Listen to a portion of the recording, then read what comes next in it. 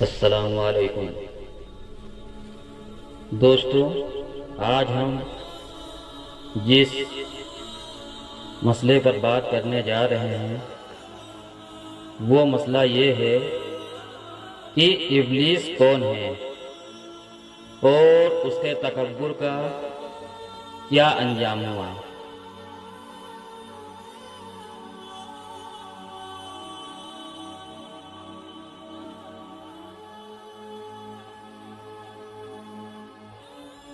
تو دوستو، جن کا لغوی معنی چھپی ہوئی مخلوق، اسلامی عقیدے کے مطابق ایسے نظر نہ آنے والی مخلوق ہے جس کی تخلیق آگ سے ہوئی ہے، جبکہ انسان اور ملائکہ مٹی اور نور سے بنائے گئے ہیں۔ جنوں کے متعلق خیال کیا جاتا ہے کہ وہ مختلف قسم کے روپ بدلنے کی صلاحیت رکھتے ہیں۔ قرآن و حدیث میں جنات کا ذکر آیا ہے۔ قرآن شریف میں جنات کے نام پر ایک پوری سورہ جن موجود ہے، جس کے ابتدا اس آیت سے ہوتی ہے کہ جنہوں نے رسول اللہ صلی اللہ علیہ وسلم کو قرآن پڑھتے سنا اور اسے عجیب و غریب پایا تو اپنے ساتھیوں کو بتایا اور وہ مسلمان ہو گئے۔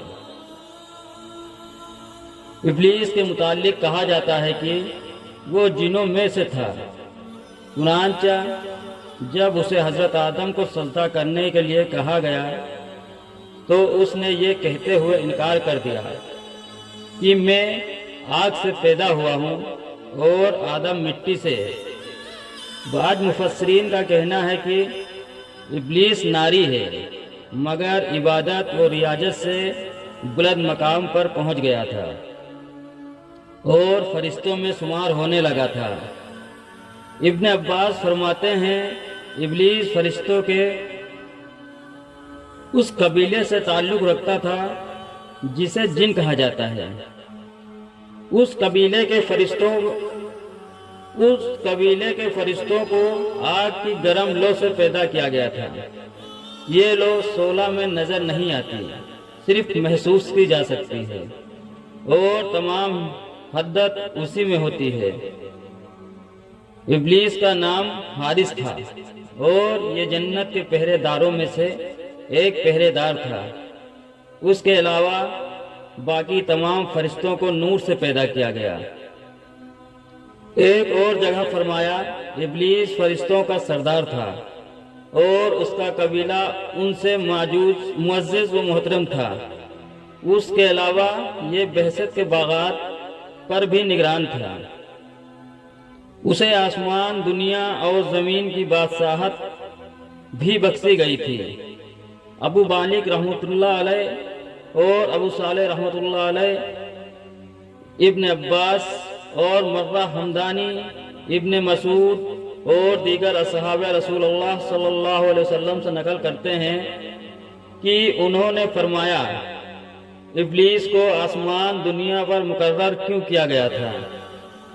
اس کا تعلق فرشتوں کے اس گروہ سے تھا جسے جن کہا جاتا ہے۔